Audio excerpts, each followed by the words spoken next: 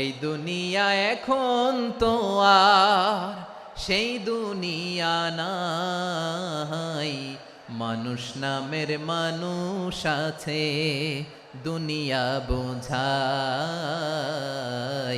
সেই মানুষের ভিড়ে আমার আসল মানুষ নাই। এই দুনিয়া এখন তো আর সেই দুনিয়া নাই, মানুষ নামের মানুষ আছে দুনিয়া বোঝাই, সেই মানুষের ভিড়ে আমার আসল মানুষ নাই। ঠিক কিনা? এই যে আমাদের বিশাল জনসংখ্যা, এই জনসংখ্যাকে কি করে জনসম্পদে রূপান্তরিত করা যায় এ ব্যাপারে কথা বল। আল্লাহ তাআলা ইরশাদ করছেন, ওয়ালাকাদ কাররামনা বনি আদম ওয়া হামালনাহুম ফিল বাররি ওয়াল বাহরি ওয়া রাযাকনাহুম মিনাত তাইয়্যিবাত ওয়া ফাদ্দালনাহুম আলা কাসীরিম মিম্মান খালাকনা তাফদীলা। পড়েন আল্লাহু আকবার। রব্বুল আলামিন বলেন, ওয়ালাকাদ কাররামনা বনি আদম, আমি বনি আদমকে সম্মানিত করেছি, বনি আদমকে মর্যাদা দিয়েছি।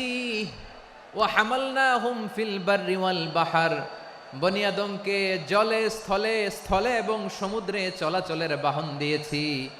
ওয়া রাযাকনাহুম মিনাত তাইয়্যিবাত, তাদেরকে পবিত্র রিজিকের বন্দোবস্ত করেছি।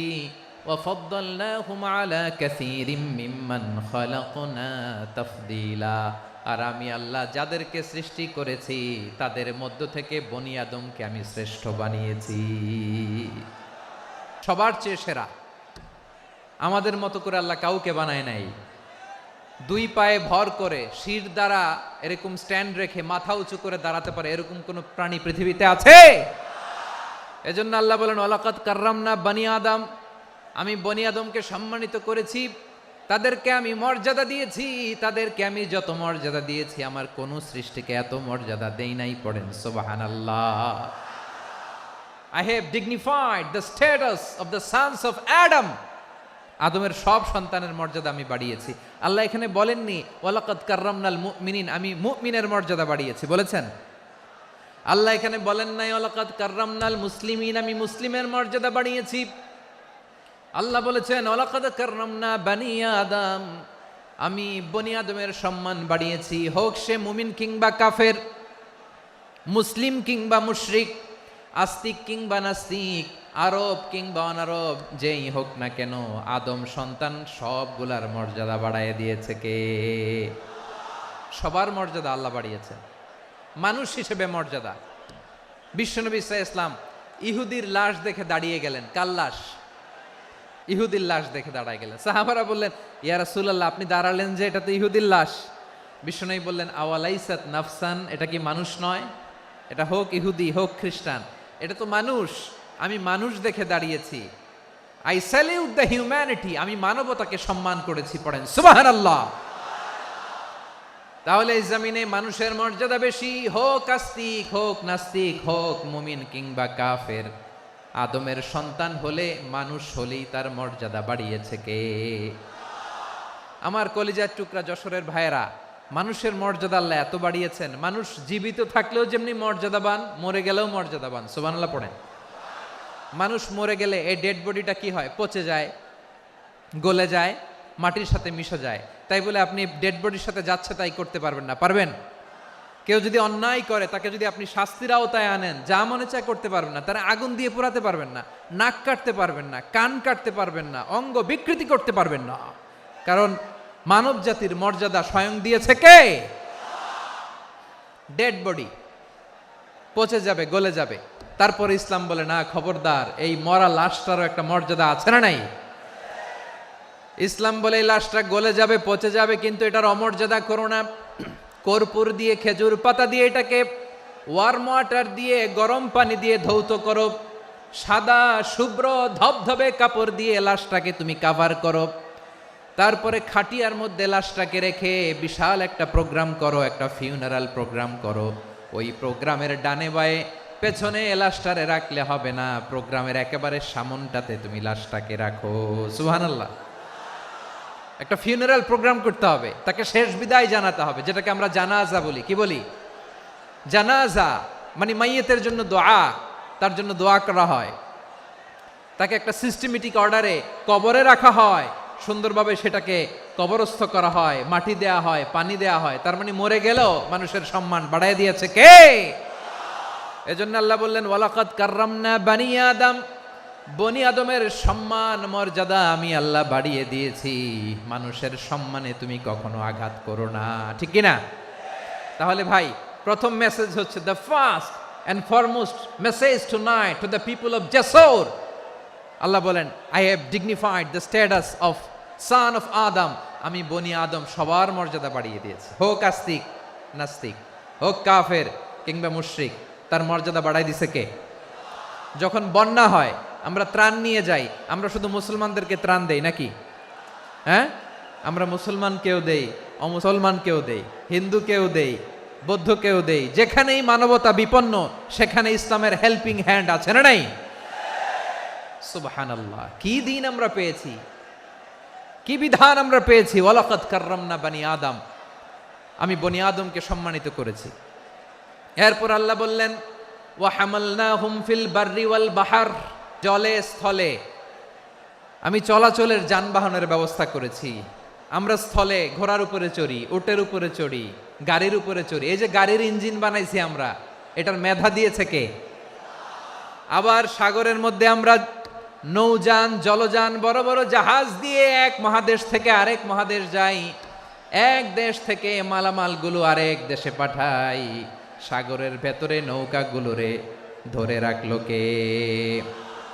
ওয়াল ফুলকিল্লাতি তাজরি ফিল বাহরি বিমা ইয়ানফাউন নাস। মানুষের উপকার আছে এরকম সরঞ্জামাদি নিয়ে সাগরের উপরে বিশাল বিশাল জলযানগুলো চলে। এগুলো ডুবে যায় না, কাত হয়ে যায় না, পড়ে যায় না।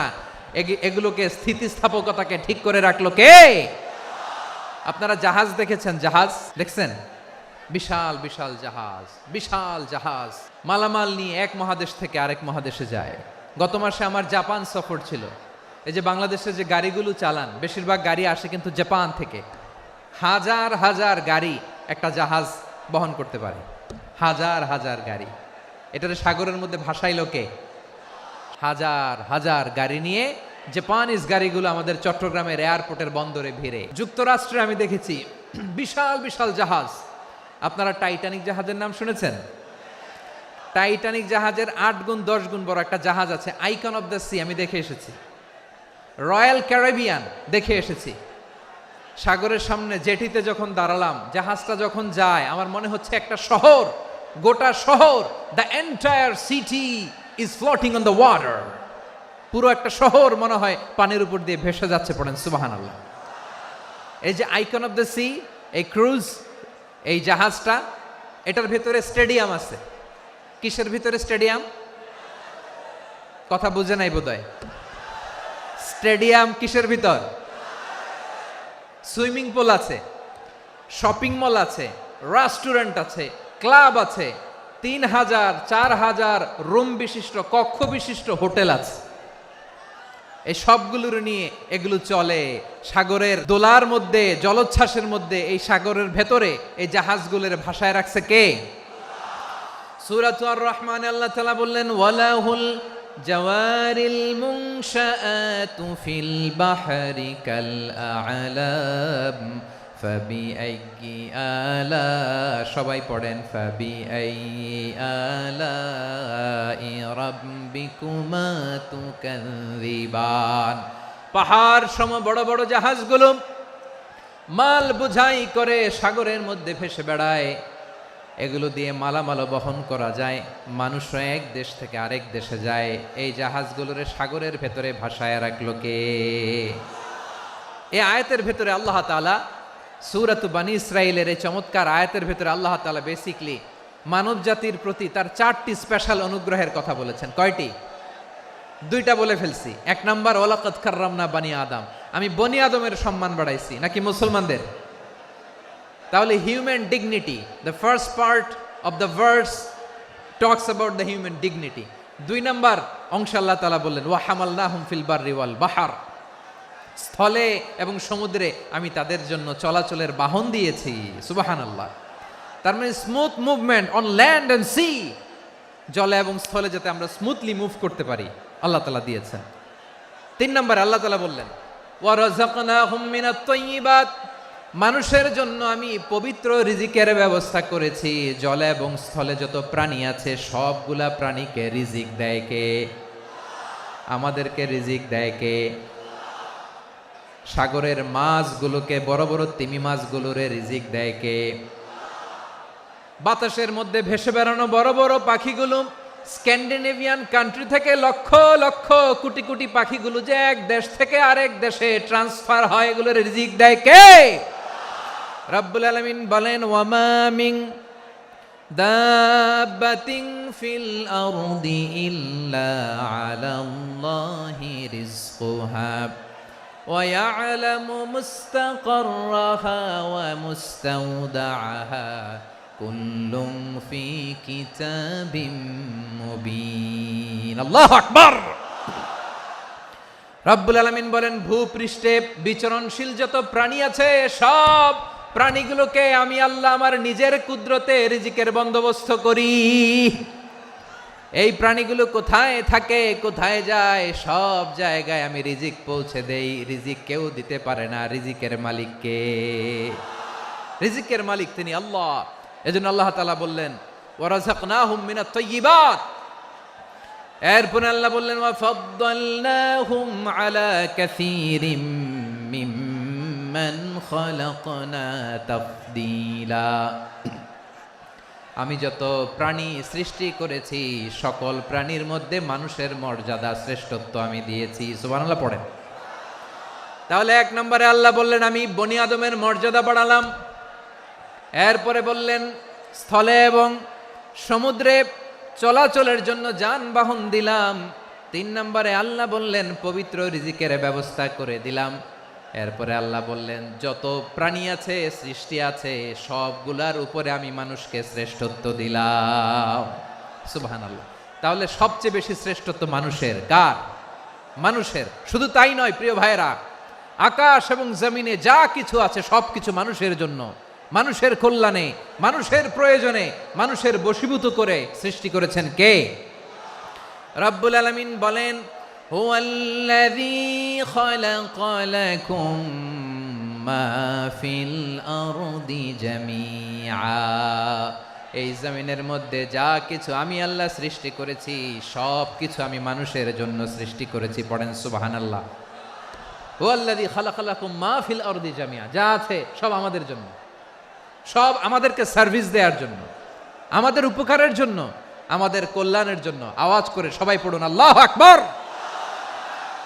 অন্য আয়াতে আল্লাহ বললেন ওয়াসাখখারা লাকুম মা ফিস সামাওয়াতি ওয়া মা ফিল আরদি জামিআম মিন ইন্না ফি যালিকা লাআয়াতিন লিকাউমিন ইয়াতাফাক্কারুন। প্রথম আয়াতে আল্লাহ বললেন জমিনে যা আছে সব তোমাদের কল্যাণে আমি সৃষ্টি করলাম। এরপরে আল্লাহ বললেন আকাশেও যা আছে সব তোমাদের জন্য সৃষ্টি করলাম, তোমাদের অনুগত বানায় দিলাম। পড়েন সুবহানাল্লাহ। মানুষের কি ব্রেইন দেখেন, মানুষ জমিন ছেড়ে আকাশে চলে যায়। পাখি দেখে মানুষের শখ হলো পাখি যেহেতু উঠতে পারে আমরাও পারবো। অরবিল রাইট, উইলবার রাইট, 2 ভাই মিলে আঁকাঝোঁকা করতে করতে করতে করতে প্লেন বানায় ফেললো। কোন সুবহানাল্লাহ। এখন পাখিও ওরে, আমরাও ওরি। এরপরেই মানুষের কৌতূহল থামে না এখানে। মানুষ চলে গিয়েছে চাঁদে। কোথায় গেছে? এখন কিন্তু চাঁদে জমি বিক্রি হয় জানেন। পৃথিবী নিয়ে মারামারি শেষ, রাশিয়া আমেরিকা এখন ধরছে চাঁদ আর মঙ্গল গ্রহ। এখন চাঁদে জমি বিক্রি হয়, মঙ্গলে জমি বিক্রি হয়। এই চাঁদ, মঙ্গল, বৃহস্পতি, শনি সব আল্লাহ তাআলা আমাদের জন্য বানিয়েছেন। সুবহানাল্লাহ পড়েন। মানুষ সাগরের উপরে চড়ে, শূন্যে ভেসে বেড়ায়, পাহাড় কেটে সুড়ঙ্গ বানায়, টানেল বানায়। মানুষ ব্রডব্যান্ডের লাইন নিয়ে যায় সাগরের ভেতর দিয়ে, এক দেশ থেকে আরেক দেশে, এক মহাদেশ থেকে আরেক মহাদেশে। সুবহানাল্লাহ পড়েন। তার মানে গোটা বিশ্বের সব কিছুর উপরে control, superiority over all creatures, সব কিছুর উপর কন্ট্রোল, মনিটরিং, নিয়ন্ত্রণ, এটা প্রতিষ্ঠা করে দিয়েছে কে? এজন্যই মানুষের শ্রেষ্ঠত্ব। ওয়ালাকাদ কাররামনা বানি আদম, আমি বনি আদমের সম্মান বাড়িয়েছি, মর্যাদা আমি বাড়িয়ে দিয়েছি এ কারণে, কারণ মানুষ সব কিছুর উপর নিয়ন্ত্রণ নিতে পারে। মানুষকে নিয়ে এই কোরআনের সব আলোচনা, মানুষকে নিয়ে এই কোরআনের সব। তাই কোরআনের কেন্দ্রীয় আলোচ্য বিষয় হচ্ছে মানুষ। মানুষকে আল্লাহ স্বাধীনতা দিয়েছেন। ফামান শাআ ফালইউমিন ওয়া মান শাআ ফালইয়াকফুর। চাইলে মুমিন হতে পারো, চাইলে কাফের হতে পারো, তোমার ইচ্ছা। তবে জেনে রাখো, মুমিন হলে পাবা জান্নাত, কাফির হলে পাবা জাহান্নাম। নাও দ্য ডিসিশন ইজ ইয়ার্স। সিদ্ধান্ত তোমার, জান্নাতে যাবা না জাহান্নামে যাবা। মানুষকে আল্লাহ এত স্বাধীনতা দিয়েছেন, মানুষ চাইলে অনেক ভালো হইতে পারে। ভালোর রাস্তাও খোলা, খারাপ হওয়ার রাস্তাও খোলা। ভালো হইলে মানুষ অনেক ভালো, খারাপ হইলে অনেক খারাপ। ভালো হইলে সবচেয়ে ভালো, খারাপ হইলে সবচেয়ে খারাপ। এজন্য সিদ্ধান্ত আপনাকে নিতে হবে। আল্লাহ তাআলা বলছেন, লাকাদ খালাকনাল ইনসানা ফি আহসানি তাকওয়িম সুম্মা রাদাদনাহু আসফালা সাফিলিন। আমি মানুষকে অনেক সুন্দর অবয়বে, সুন্দর আকৃতিতে সৃষ্টি করেছি। তার শুধু চেহারার ডিজাইনটাই সুন্দর নয়, তার ব্রেনটা বড্ড সুন্দর, তার মানসিকতা বড্ড সুন্দর, তার সৃজনশীলতা বড্ড সুন্দর। পড়েন সুবহানাল্লাহ। আমাদের ব্রেনটা অনেক সফিস্টিকেটেড ব্রেন, অনেক সফিস্টিকেটেড। এই 1.5 কেজি ব্রেন ইউজ করে মানুষ গোটা বিশ্বে সভ্যতা বিনির্মাণ করেছে, ঠিক কিনা? এই ব্রেন আল্লাহ তাআলা আমাকে দিয়েছে। এটারে কাজে লাগালে, আপনার 6 সেন্স কাজে লাগালে আপনি অনন্য মানুষ হয়ে উঠবেন, মহামানবে রূপান্তরিত হবেন। মানুষ হতে পারে, চাইলেই মহামানব হতে পারে। আবার যদি মানুষ চায় খারাপও হতে পারে। আল্লাহ বললেন শুধু ভালোই না, ভালো হতে চাইলে অনেক ভালো তুমি হতে পারো, আবার খারাপ হতে চাইলে অনেক খারাপ তুমি হতে পারো। সুম্মা রাদাদনাহু আসফালা সাফিলিন।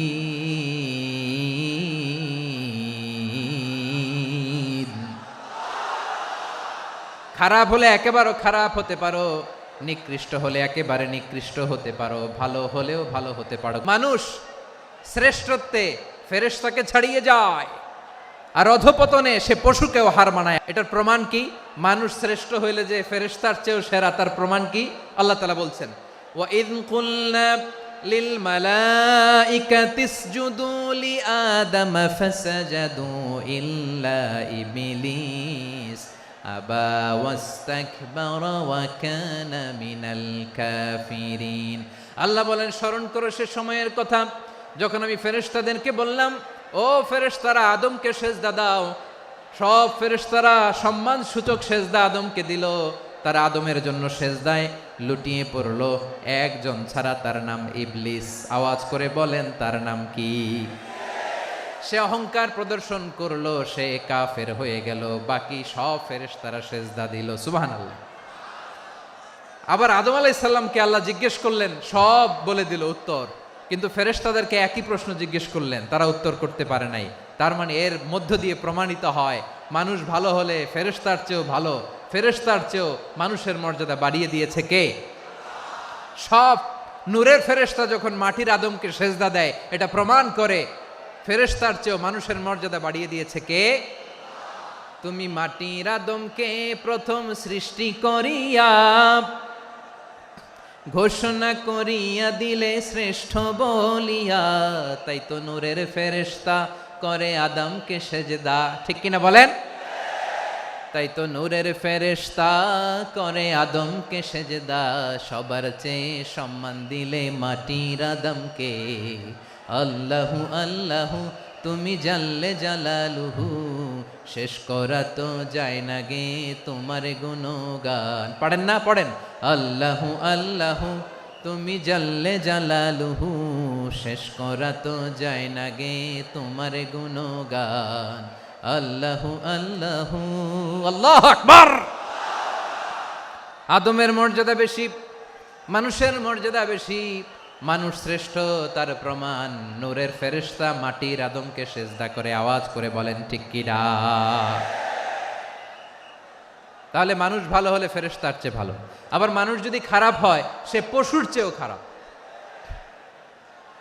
অধপতনে পশুত্বকে হার মানায়। তার প্রমাণ কি? তার প্রমাণ হচ্ছে যশোরের ভাইরা দেখবেন পত্রিকায় নিউজ পেপারে মাঝে মাঝে এরকম দেখা যায়, এক মানুষ আরেক মানুষকে হত্যা করে 20 টুকরা করে বস্তার ভিতরে ভরেছে। আচ্ছা, বুঝে থাকলে আওয়াজ করে বলেন, কোনদিন শুনছেন একটা হাতি আর একটা হাতিকে হত্যা করে 20 টুকরা করছে, এরপরে বস্তার ভিতরে ভরছে? হইছে? তাহলে দেখেন, মানুষ যদি খারাপ হয় সে পশুকেও হার মানায়। চিল্লায় বলো ঠিক কিনা।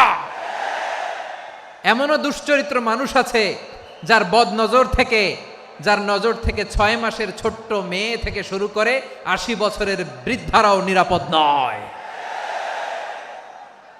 পশুকেও হার মানে। মানুষের ঘর জ্বালিয়ে পুড়ে মেসাকার করে দেয়, জনপদের পর জনপদ জ্বালায় দেয়। এরকম আছে না নাই? গাজার মধ্যে যে অ্যাটাক করেছে, এরা মসজিদ মানে নাই, মসজিদে বম ফেলেছে। এরা খ্রিস্টানদের চার্চ গির্জা মানে নাই, গির্জায় বম ফেলেছে। পৃথিবীর ইতিহাসে never happened in the history of the world that someone bombed on a hospital, on a ICU center. এমন হাসপাতাল যেখানে আইসিইউর রোগীরা আছে, ওই হাসপাতালের উপরও ইসরায়েলি সৈনিকেরা বোমা মেরেছে। জোরে বলেন ঠিক কিনা। এরা মানুষ? আওয়াজ করে বলেন, এরা মানুষ না। প্রিয় ভাইয়েরা, চোখ কান নাক মুখ থাকলেই মানুষ না। যা সামনে দেখেন এগুলো সব মানুষ না, এগুলো জনসংখ্যা। এগুলো কি? সবাই বলুন, এগুলো কি? বাড়ছে জনসংখ্যা, কমছে মানুষ। এই দুনিয়া এখন তো আর সেই দুনিয়া নাই, মানুষ নামের মানুষ আছে, দুনিয়া বোঝাই। সেই মানুষের ভিড়ে আমার আসল মানুষ নাই। ঠিক কিনা? আসল মানুষের বড্ড অভাব, আসল মানুষের বড্ড অভাব। আমার ভাইয়েরা, মানুষ খারাপ হলে পশুকেও হার মানায়।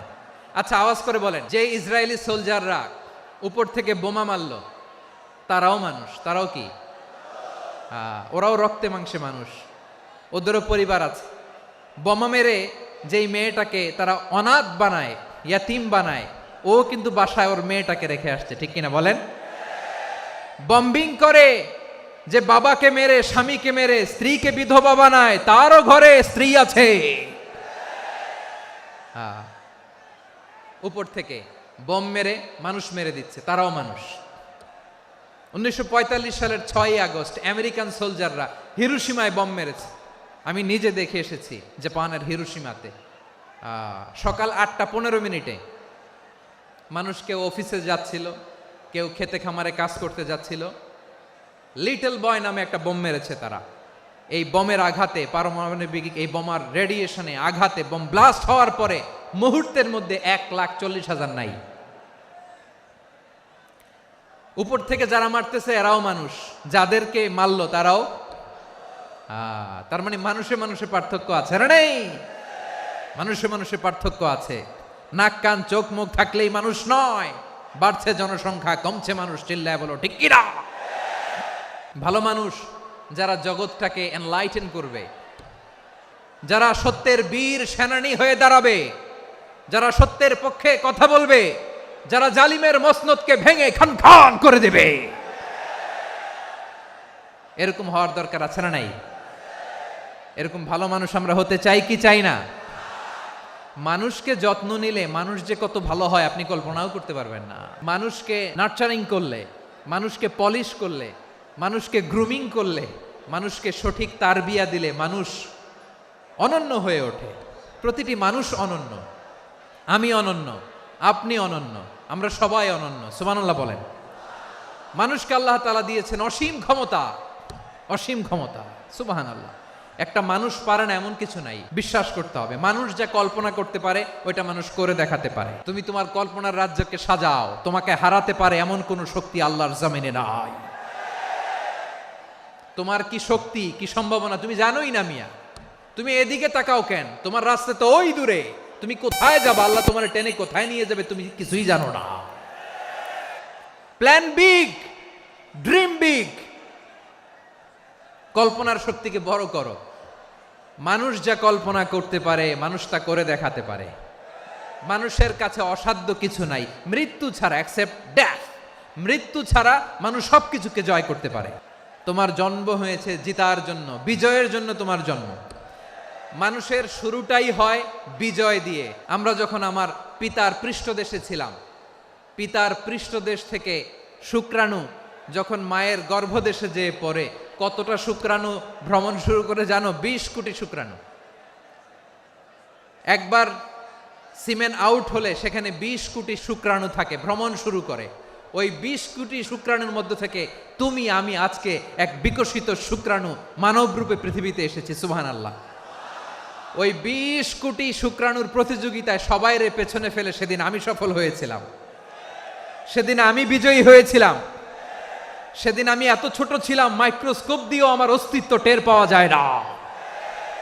আমি এত তুচ্ছ ছিলাম, নগণ্য ছিলাম। আমার কান ছিল না, আমার চোখ ছিল না, আমার হাত ছিল না, আমার জন্য রিকমেন্ডেশন করার মতো মামু ছিল না, খালা ছিল না, কেউ ছিল না। তারপরেও ওই প্রতিযোগিতায়, ওই কম্পিটিশনে যখন আমারে কেউ হারাতে পারে নাই, আল্লাহর জমিনেও আমারে কেউ হারাতে পারে না। হারার জন্য তোমার জন্মই হয় নাই, তুমি আসছোই জিতার জন্য। সুবহানাল্লাহ। বিশ্বনবী বলেন, আন্নাসু মাআদিন কামাআদিনি যাহাবি ওয়াল ফিদ্দা খিয়ারুহুম ফিল জাহিলিয়াতি খিয়ারুহুম ফিল ইসলাম। Peoples are like mines of gold and silver. সোনার খনি, রূপার খনি, এর চেয়েও বড় খনি হচ্ছে এই মানব সম্পদের খনি। আওয়াজ করে বলেন আল্লাহু আকবার। আল্লাহ তাআলা এই সম্পদ আমাদেরকে দিয়েছে। বিশ্বনবী বলেন, মানুষ হচ্ছে খনির মতো। খিয়ারুহুম ফিল জাহিলিয়াতি খিয়ারুহুম ফিল ইসলাম। জাহিলি যুগে যারা সেরা, ইসলামেও তারা সেরা। ইদা ফাকুহু, যদি তারা বুঝবান হয় তাহলে তাদেরকে সেরা বানায় দিবে কে? তাহলে মানুষের চেয়ে সেরা কেউ হতে পারে? মানুষের চেয়ে অনন্য কেউ হতে পারে? মানুষকে কেউ হারাতে পারে? আওয়াজ করে বলো, তোমাকে কেউ হারাতে পারবে? এই সাহস জাগছে আজকের আলোচনা থেকে। আমি তুমি অনন্য, আমাকে তোমাকে হারায়া দেওয়া এত সহজ না, ঠিক কিনা? একটা কথা জীবনের সাথে সেট করে নিতে হবে, আমি জিতি নয় শিখি, আমি কখনো হারি না। তাহলে বিশ্বনবী বললেন, নাসু মাআদিন, মানুষ হচ্ছে খনি, এই খনির যত্ন নিতে হবে। মা বাবা যারা এসেছেন, আপনার ছেলে মেয়ের যত্ন নেন। আপনার ছেলের মধ্যে যে কি পটেনশিয়াল আপনি জানেন না। আপনার এই ছোট্ট অবুজ ছেলেটাই আগামী দিনের শায়েখ আহমদুল্লাহ হবে। আপনার হেফজখানায় পড়া ওই ছোট্ট ছেলেটাই আগামী দিনের আল্লামা মামুনুল হক হবে।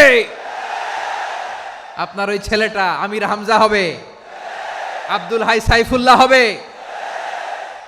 এভাবে বড় বড় আলেম হবে, তারা যুগশ্রেষ্ঠ আলেম হবে। সেই একদিন এই বাংলাদেশের পার্লামেন্টে যে বক্তব্য দিয়ে যশোরের পক্ষে কথা বলবে। আপনি জানেন না, কাউকে ছোট করবেন না আপনি, ওর কনফিডেন্স আপনি কমাবেন না, আপনি কমাতে পারেন না। প্যান্ডেলে আমার যে মা বোনেরা আছেন, ছেলে মেয়েদেরকে কখনো ছোট করে কথা বলবেন না। ও যে কোথায় যাবে আপনি জানেন না, আপনি মা হয়ে তাকে সাহস দিবেন, তার কল্পনার জগৎটাকে সাজাতে তাকে উৎসাহিত করবেন, ঠিক কিনা বলেন? আর আমার প্যান্ডেলের আমার প্রিয় শ্রদ্ধাশীলা মায়েরা বোনেরা, আপনারা তো আরো দামি সম্পদ।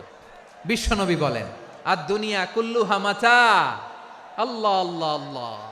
বিশ্বনবীর কথার ওজন দেখেন, আর দুনিয়া কুল্লুহা মাতা ওয়া খায়রু মাতা'আদ দুনিয়াল মারআতুস সালিহা। বিশ্বনবী বলেন, দুনিয়ায় যা দেখো সব আল্লাহর দেওয়া অ্যাসেট, মানে সম্পদ। আর এত অ্যাসেটের ভিড়ে সবচাইতে শ্রেষ্ঠ সম্পদ হচ্ছে নেককার নারী। সুবহানাল্লাহ। ভাইয়েরা বোনের সাথে খারাপ আচরণ করো না, সন্তান মায়ের সাথে খারাপ আচরণ করো না। আমাদের মায়েরা আমাদের asset, they are our priceless asset. কারণ এই মায়েদের পেটে এসেছে আল্লাহর ওলিরা, এই মায়েদের পেটে এসেছে খান জাহান আলী, এই মায়ের পেটে এসেছে শাহজালাল ইয়ামানি, এই মায়ের পেটে এসেছে আল্লাহর সব নবীরা। নাকি নবীরা আকাশ থেকে ধপ করে জমিনে নেমে আসছে? মায়ের পেটে আসছে। এই মায়ের পেটগুলো খনি। আমার সম্মানিতা মায়েরা বোনেরা, নিজেকে ইসলাম দিয়ে সাজান, নিজেকে পবিত্র রাখুন। নিজের আব্রু ইমান ইজ্জতের হেফাজত করুন, কোরআন পড়ুন, সুন্নাহ পড়ুন। আপনি জানেন না আপনার গর্ভে কে আসছে, কোন ক্ষণজন্মা পুরুষকে আল্লাহ তাআলা আপনার গর্ভে পাঠাবে আপনি জানেন না। মায়েরা নিজেদেরকে পবিত্র রাখুন, ইসলাম চর্চা করুন, কোরআন চর্চা করুন, নৈতিকতা দিয়ে নিজেকে সাজান। যশোরের জেনজি, নিজেদেরকে প্রস্তুত রাখো আগামীর বাংলাদেশের জন্য। নৈতিকতা, মোরালিটি, ভ্যালিউজ দিয়ে নিজেকে সাজাও, ইসলাম দিয়ে নিজেকে সাজাও, কারণ আগামীর বাংলাদেশ ইসলামের বাংলাদেশ। বাংলাদেশের আসল পরিচয় ইসলাম। বাংলাদেশের আসল পরিচয় কি? সবাই বলে না, আওয়াজ করে, এদেশের আসল পরিচয়।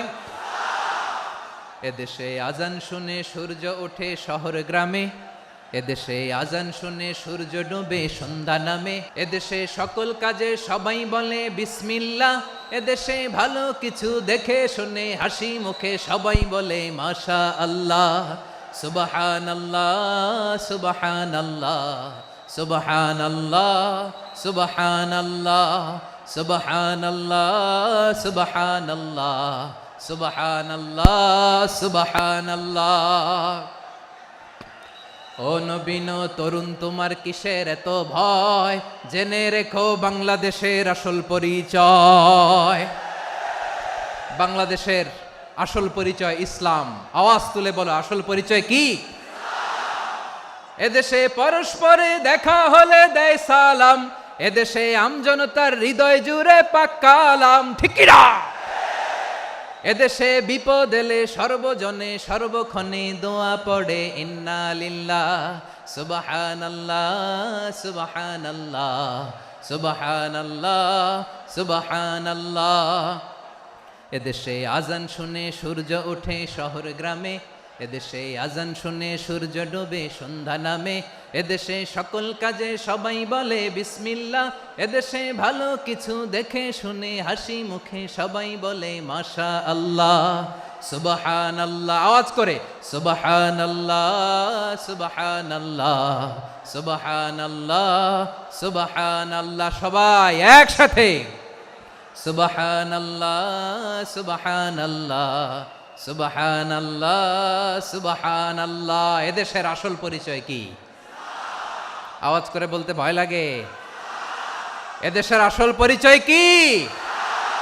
ইসলাম দিয়ে আমাদের সংসদ ভবন চলুক, আমরা চাই কি চাই না? বঙ্গভবনে লা ইলাহা ইল্লাল্লাহর পতাকা উড়ুক, আমরা চাই কি চাই না? প্রতিটি জেলা অফিসে, ডিসি অফিসে লা ইলাহার পতাকা ঝুলুক, আমরা চাই কি চাই না? মানুষকে যত্ন নিলে মানুষের মধ্যে যারা কি পটেনশিয়াল রেখেছে। আমি জাপানের দুইটা উদাহরণ দেই। জাপানে 2022 সালে জাপানের সাথে জার্মানির খেলা, ফিফা ওয়ার্ল্ড কাপ 2022, ওই খেলায় জিতেছিল জাপান। জিতেছিল 22 সালের এই ফিফা ওয়ার্ল্ড কাপে জাপান ফুটবল খেলায় জিতে as a part of their celebration তারা খেলার পরে পুরো স্টেডিয়ামটারে ক্লিন করে, the fan base of Japan. লক্ষ লক্ষ মানুষ খেলা দেখতে যায়, তো এত ডাস্টবিনও তো নাই, তো যারা ডাস্টবিনে জায়গা পায় নাই তারা এই যে চকলেটের প্যাকেট, পানির বোতল, চিপসের প্যাকেট তারা এদিকে সেদিকে রেখে দিয়েছে। জাপানের ভক্তরা, জাপানের ফলোয়াররা as a part of their celebration তারা খেলার পরে পুরো স্টেডিয়ামের সব ময়লা আবর্জনা ক্লিন করে তারপরে বিদায় নিয়েছে। তাদেরকে কি ক্লিন করার দায়িত্ব দেওয়া হয়েছিল? তারা কি স্টেডিয়ামের পরিচ্ছন্নতা কর্মী? তাদের আকল, তাদের সিক্স সেন্স তাদেরকে বলেছে। ছোটবেলা থেকে জাপান গভর্নমেন্ট ওদেরকে এত পরিচ্ছন্নতা শেখায়, ক্লিনলিনেস অ্যাওয়ারনেস ক্যাম্পেইন করায়। ক্লাসে আমি দেখেছি, ক্লাসে নিজের বেঞ্চ নিজে মুছে, ক্লাসের মাঝখানে একটা সময় দেয়, নিজের টেবিল নিজে মুছে, নিজের ক্লাসরুমটা নিজে পরিষ্কার করে। রাস্তাঘাটে একটা ধুলা নাই, ময়লা নাই, একটা টিস্যু নাই। খেলার পরে গোটা বিশ্বকে তাক লাগিয়ে দিয়েছে। জাপানের ফ্যানরা সবার রেখে যাওয়া গার্বেজ, টিস্যু, বোতল পরিষ্কার করে তারপরে স্টেডিয়াম থেকে বিদায় নিয়েছে। আমরা কেন এমন হইতে পারলাম না? জাপানের যারা এগুলো করছে ওদের 3টা করে চোখ না? চোখ তো 3টা, জাপানো লাগো। জাপানো লাগো হাত তো 4টা, কান তো 6টা। হ্যাঁ, নাকি আমার মতো 2 হাত 2 কানওয়ালা মানুষ? চোখে দেখলে ওটা মানুষ না। চিন্তা করছেন?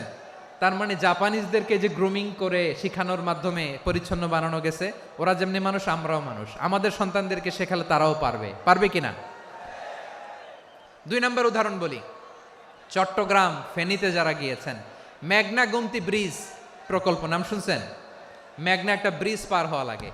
এই মেঘনা গোমতী, এখানে 3টা ব্রিজ কাঁচপুর সহ, এই 3টা ব্রিজের নির্মাণ কাজ, রেনোভেশনের কাজ দেয়া হয়েছিল জাপানের একটা কোম্পানিকে। কাকে? জাপানের কোম্পানি নির্মাণ শেষে 738 কোটি টাকা বেঁচে গেছিল, এটা গভর্নমেন্টের হাতে দিয়ে তারা বিদায় নিয়েছে। কত টাকা? 738 কোটি টাকা। যত প্রাক্কলিত ব্যয় নির্ধারণ করা হয়েছে সব টাকা সরকার, তৎকালীন সরকার 2019-এর সরকার, কারা ছিল তো জানেন? এই 2019-এর সরকার তাদেরকে দিয়েছে। তারা রিনোভেশন নির্মাণ শেষে 738 কোটি টাকা অতিরিক্ত বেঁচে গেছিল, এটা আবার গভর্নমেন্টের হাতে বুঝাই দিয়ে তারা বিদায় নিচ্ছে। আমরা কেন এমন হইতে পারলাম না?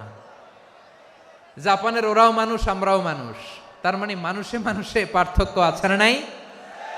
আচ্ছা, জাপানের 2টা উদাহরণ দিলাম, এবার আমার দেশের 2টা উদাহরণ দিব না? বাংলাদেশের 2টা উদাহরণ দিই। 1 নম্বর উদাহরণ, গত সপ্তাহে আপনারা জানেন কক্সবাজার আমার একটা প্রোগ্রাম ছিল, তো হেলিকপ্টারে গিয়েছিলাম। ফেনী জেলা যখন পার হচ্ছি, আমি দেখলাম 3টা উইন্ডমিল চিনেন তো? বিশাল পিলার, 3টা-4টা পাখা থাকে। বায়ু বিদ্যুৎ কেন্দ্র, বাংলাদেশের প্রথম বায়ু বিদ্যুৎ কেন্দ্র এটা। মুহুরী প্রজেক্ট বলে এটার, সম্ভবত মুহুরী প্রজেক্ট। তো সাগরের বাতাসের ঝাপটায় এটা ঘুরে এনার্জি হয়, ইলেকট্রিসিটি উৎপাদন হয়। তো আমি পাইলটকে বললাম, ভাই এগুলো থেকে কেমন ইলেকট্রিসিটি উৎপাদন হয়? কয়, হুজুর একটুও হয় না, কিছুই হয় না। কিছুই হয় না মানে? বলে, হুজুর বাংলাদেশে যত উইন্ডমিল আছে এটার পাখা একটাও ঘুরে না। আল্লাহ, বলেন কি? তাহলে এই যে কোটি কোটি টাকা ব্যয় করে যে উইন্ডমিল, কয় হুজুর উপরে ফিটফাট, ভিতরে সদরঘাট। তার মানে কোটি কোটি টাকা দিয়ে এই উইন্ডমিল বানায়, এখানে কিছু নাই। দুর্নীতির আড্ডাখানা, আখড়াখানা বাংলাদেশ, ঠিক কিনা বলেন? হায় রে, জাপানিজরাও মানুষ, আমরাও মানুষ। আমার এক নিকটাত্মীয় সরকারি চাকরিজীবী, উনি আমাকে বললেন, বাংলাদেশের আর একটা উদাহরণ দেই। উনি আমাকে বললেন যে প্রতি বছর আমাদের অফিসের ফার্নিচার চেঞ্জ করে। আমি বললাম, প্রতি বছর ফার্নিচার চেঞ্জ করে কেন? বলে যে ফার্নিচার নতুন পারচেজ করলেই তো ওইখানে টাকা, নতুন কিনতে পারলেই টাকা, নতুন উন্নয়নের সবক শোনাতে পারলেই টাকা। প্রথম আলোর রিপোর্ট, কি আলো? প্রথম আলোর রিপোর্ট, গত 15 বছরে উন্নয়নের নামে লুটপাট হয়েছে প্রায় 3.25 লাখ কোটি টাকা।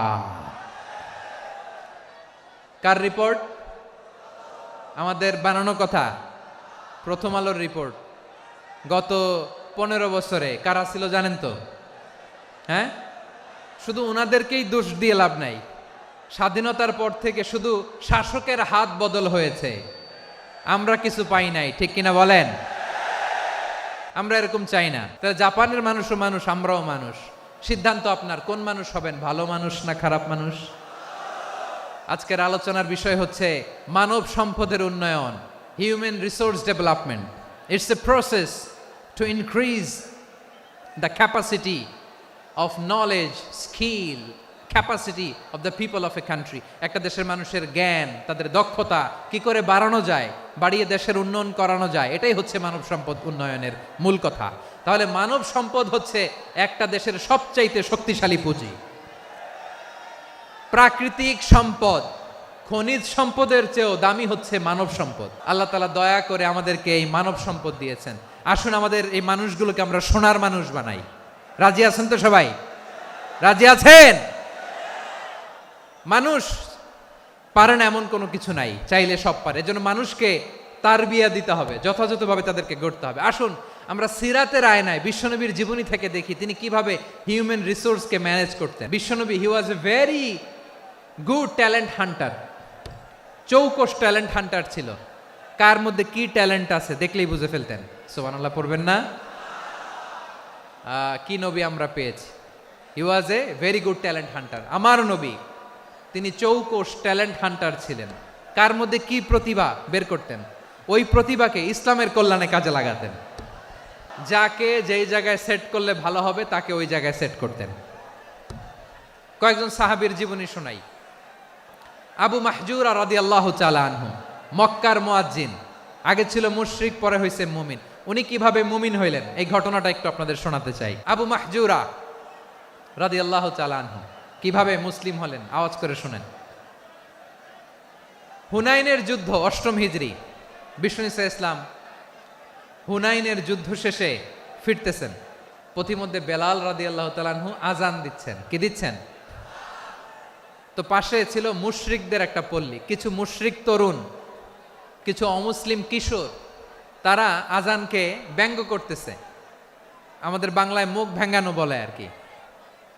বেলাল রাদিয়াল্লাহু তাআলা আনহু আজান দিচ্ছেন, ওই বাচ্চাগুলো মুশরিক, তো ওরা আজানকে ব্যঙ্গ করতেছে, বিকৃতি করে ওরাও আজান দিচ্ছে। উদ্দেশ্য হচ্ছে আজানকে নিয়ে ঠাট্টা করা। উদ্দেশ্য কি? ঠাট্টা করা। ব্যাপারটা মনে কষ্ট পাওয়ার মতো ব্যাপার না? কিন্তু বিশ্বনবী ওইখানে দেখেন কি খুঁজলেন।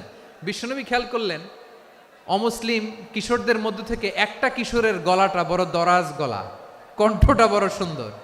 খেয়াল করে দেখলেন যে কিছু কিশোর বেলালের আজানকে ব্যঙ্গ করে, বিকৃতি করে, কিন্তু একজনের কণ্ঠ দেখতে পাচ্ছেন না এত দূরে, কিন্তু কণ্ঠটা বড় সুন্দর, দরাজ গলা। বিশ্বনবী সাহাবীদেরকে বললেন, ধরো এগুলারে, ধরো।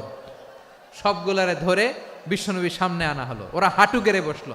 বিশ্বনবী বললেন, তোমাদের মধ্যে কে যেন ব্যঙ্গ করে আজান দিচ্ছিল, তার গলাটা বড় উঁচু, গলার বেসটা বড় মজবুত, মেলোডিয়াস, সুমধুর কণ্ঠ। কে? আবু মাহজুরা বলে, আমার বন্ধুরা সবাই আমার দিকে আঙ্গুল দেখায়, আমি পড়ে গেছি বিপদে। রাসূল সাল্লাল্লাহু আলাইহি ওয়াসাল্লাম বাকি অমুসলিম তরুণদেরকে ছেড়ে দিলেন, বললেন তোমরা যাও। এবার আবু মাহজুরারে পাইছে। আবু মাহজুরার চুলের মধ্যে হাত দিলেন বিশ্বনবী, মাথায় হাত দিয়ে বললেন, এবার আজান দাও দেখি। আবু মাহজুরা বলে, আমি তো আজান দিতে জানি না, কারণ আমি তো বেলালেরটা শুইনা দিছি, আমার তো মুখস্থ নাই, আমি তো আজান দিতে জানি না। বিষ্ণু বললেন, জানো না? তাহলে আসো, আমি তোমারে শিখাই দেই। সুবহানাল্লাহ পড়েন। আবু মাহজুরা হাঁটু গেড়ে বসে, বিশ্বনবীর মোবারক হাত আবু মাহজুরার চুলের মধ্যে। বিশ্বনবী আজানের মুআল্লিম আবু মাহজুরাকে বলতেছে, ঠিক আছে তোমারে শিখাই দিচ্ছি, আমি যা যা বলবো আমার সাথে সাথে বলো, পারবা? আবু মাহজুরা বলে, পারবো। বিশ্বনবী আজান দিচ্ছেন মাথায় হাত দিয়ে, আল্লাহু আকবার,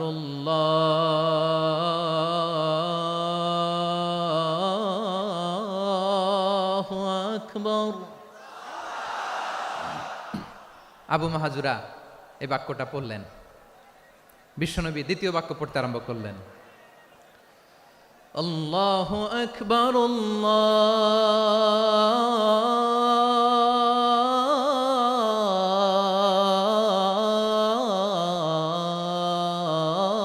আল্লাহু আকবার। আবু মাহজুরা এই বাক্যটাও বললেন। বিশ্বনবী আবু মাহজুরার মাথার মধ্যে হাত দিয়ে তৃতীয় বাক্য পড়লেন, আশহাদু আল্লা ইলাহা ইল্লাল্লাহ।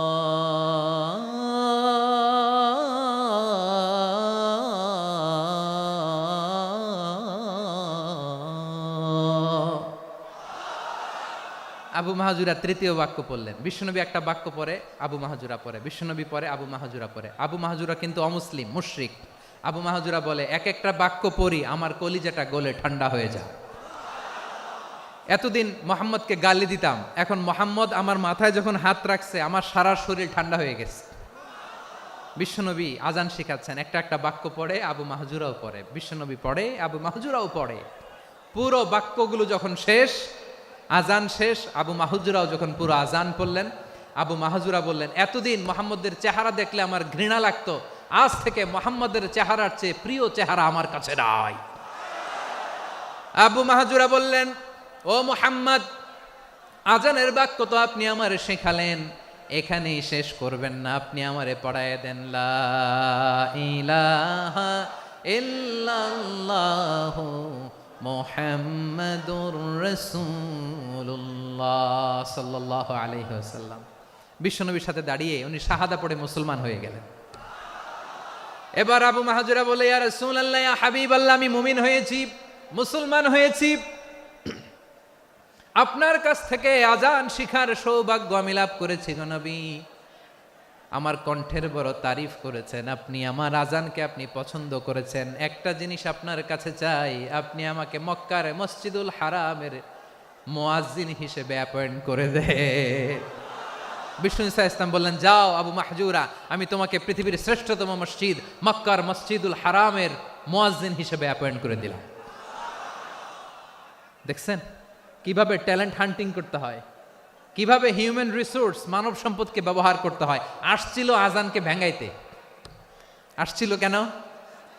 আজানকে ব্যঙ্গ করার জন্য, বিকৃত করার জন্য। আজানকে বিকৃত করতে যে ইসলামের সবচেয়ে শ্রেষ্ঠ মসজিদের মুয়াজ্জিন হয়ে গেল। পড়েন সুবহানাল্লাহ।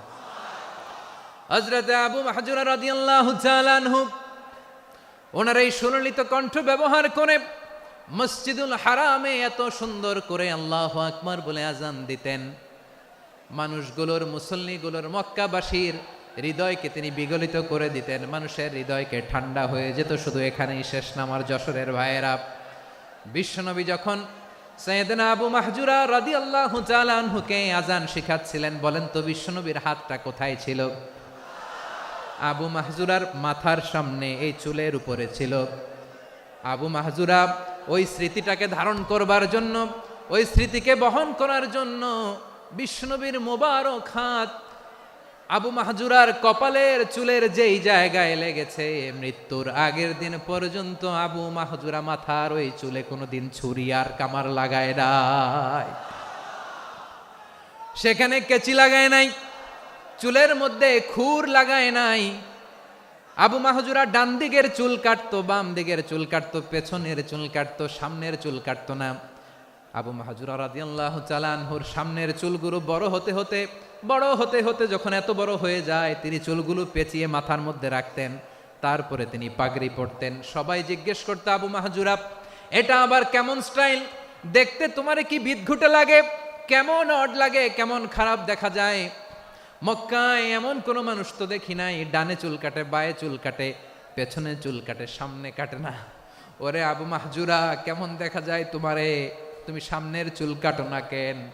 আবু মাহজুরা বলে, আমি হাঁটু গেড়ে পেয়ারা নবীর সামনে বসেছিলাম, আমার এই মাথার চুলের মধ্যে মুবারক হাত লাগিয়ে বিশ্বনবী নিজে আমাকে আজানের প্রতিটা বাক্য শিক্ষা দিয়েছেন। বিশ্বনবীর মোবারক হাত, পবিত্র হাত আমার মাথার চুলের যেই জায়গায় লেগেছে, আমি চাই ওই চুলগুলা নিয়ে আমি আমার কবরের ভিতরে যাব। সাইয়েদনা আবু মাহজুরা রাদিয়াল্লাহু তাআলা আনহু ইন্তেকালের আগের পর্যন্ত মাথার সামনের চুলগুলা কাটে নাই। মাথার সামনের চুল তিনি কাটেন নাই। সুবহানাল্লাহি বিহামদি। কেমন ভালোবাসতেন বিশ্বনবী সাহাবীদেরকে, সাহাবারা কেমন ভালোবাসতেন বিশ্বনবীকে।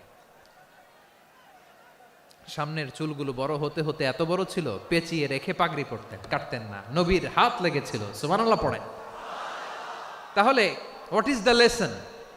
মোরাল অফ দ্য স্টোরি কি? মোরাল অফ দ্য স্টোরি হচ্ছে, আসছিল আজানকে ব্যঙ্গ করার জন্য, বিকৃত করার জন্য, হয়ে গেল মসজিদুল হারামের মুয়াজ্জিন। দেখেন বিশ্বনবী একটা খারাপ সিচুয়েশনের মধ্যে থেকে কি ভালো জিনিস বের করে আনলেন। আমি যে শুরুতে বলেছি কিভাবে তিনি হিউম্যান রিসোর্সকে ডেভেলপ করেছেন, ম্যানেজ করেছেন। তিনি যে চৌকস ট্যালেন্ট হান্টার ছিল, দেখেন সবার মধ্যে থেকে এর বাছাই করে মুয়াজ্জিন বানাই দিয়েছেন। সুবহানাল্লাহ পড়েন। তার মানে এই না সবাইরে ধরে ধরে উনি মুয়াজ্জিন বানাইছেন। যার যেই ট্যালেন্ট আছে তাকে ওই কাজে অ্যাসাইন করেছেন। যার যেই প্রতিভা আছে তার প্রতিভাকে ইসলামের কাজে লাগিয়েছেন। সুবহানাল্লাহ পড়েন। যায়েদ বিন সাবেত রাদিয়াল্লাহু তাআলা আনহু নাম শুনেছেন? বিশ্বনবী দেখলেন মদিনার এই আনসারী সাহাবী হাইলি ট্যালেন্টেড, ইন্টেলেকচুয়াল, মেরিটোরিয়াস, জ্ঞানের প্রতি তার আকর্ষণ, মারাত্মক আকর্ষণ। বিশ্বনবী তাকে দায়িত্ব দিলেন, কোরআন যা নাজিল হয় তুমি লিখো, কাতিবুল ওয়াহি বানায় দিলেন। সুবহানাল্লাহ। যায়েদ বিন সাবেতরে আবার আজান শিখান নাই, কারণ তার মধ্যে বিশ্বনবী প্রতিভা দেখেছেন, একাডেমিক প্রতিভা। বিশ্বনবীর একাডেমিক প্রজেক্টগুলো তিনি হ্যান্ডেল করতেন। যায়েদ বিন সাবেত ছিল বিশ্বনবীর ব্যক্তিগত সচিব। কি ছিল? ব্যক্তিগত সচিব। বোঝেন নাই? বিশ্বনবীর ব্যক্তিগত সচিব এবং দোভাষী। ইহুদিরা কিছু লিখে দিলে এটার অর্থ বিশ্বনবীরে বুঝায় দিতেন। আবার ইহুদিদের কাছে কিছু লিখতে হলে তিনি লিখে দিতেন। বিশ্বনবী একদিন বললেন, ইন্নী ওয়াল্লাহি মা আমানু ইয়াহুদা আলা কিতাব।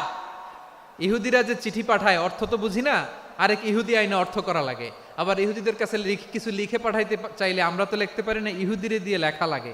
ওরা যে পয়রা শোনায় লিখে দেয়, আমি ওদের বিশ্বাস করি না। আমার নিজের একজন লোক দরকার। বিশ্বনবী এই যায়েদ বিন সাবেতকে চুজ করলেন ল্যাঙ্গুয়েজের জন্য। উনি বললেন, যায়েদ, তোমার সফট স্কিলকে ডেভেলপ করতে হবে, তুমি হিব্রু ল্যাঙ্গুয়েজ শিখে ফেলো।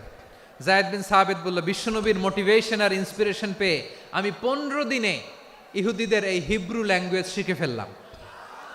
শুধু শিখে ফেললাম না, হাত্তা হাদিকতু, even I became master in the language. এই ভাষা আমি পারদর্শী হয়ে গেলাম। এরপরে ইহুদিরা চিঠি লিখে পাঠালে আর কোনো ইহুদি ডাকা লাগতো না, আমি নবীর এটার অর্থ শুনে পরে বুঝাই দিতাম। আবার ইহুদিদের কাছে চিঠি লেখা লাগলে আমি যায়েদ বিন সাবেত চিঠি লিখে দিতাম। সুবহানাল্লাহ। দেখেন, এত সাহাবীর মধ্য থেকে বিশ্বনবীর একাডেমিক প্রজেক্ট, ব্যক্তিগত সচিব, দোভাষী হিসেবে তিনি যায়েদ বিন সাবেতের মতো তরুণকে নির্বাচিত করেছেন। কেমন ট্যালেন্ট হান্টার ছিল আমার নবী! সুবহানাল্লাহ পড়বেন না?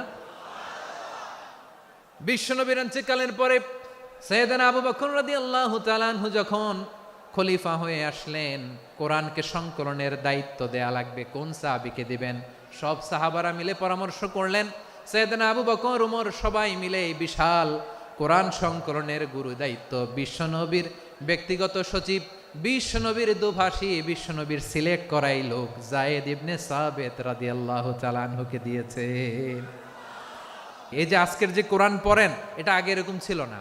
কোরআন নাজিল হলে সাহাবারা চামড়ার, ওটের চামড়ায় লিখে ফেলতো, ওটের চ্যাপ্টা হাড্ডির মধ্যে লিখে ফেলতো, গাছের গুড়ির মধ্যে লিখে ফেলতো, বিভিন্ন জনের কাছে ছড়ানো ছিটানো ছিল। আবু বকর রাদিয়াল্লাহু তাআলা আনহু একসাথে করলেন, পরবর্তীতে উসমান রাদিয়াল্লাহু তাআলা আনহু একসাথে করলেন। 114 সূরার এখন এই মুসহাফ, এই কম্পাইলেশন, এই কপি আমরা পেয়েছি, যার হিউজ কন্ট্রিবিউশন ছিল। এই পুরো কোরআন কম্পাইলেশনের প্রজেক্ট ম্যানেজার ছিল যায়েদ বিন সাবেত রাদিয়াল্লাহু তাআলা আনহু। কোরআন কম্পাইলেশনের প্রজেক্ট ম্যানেজার। দেখেন, উনারে মাথায় হাত দিয়ে আজান শিখায় নাই। সুবহানাল্লাহ কইবেন না?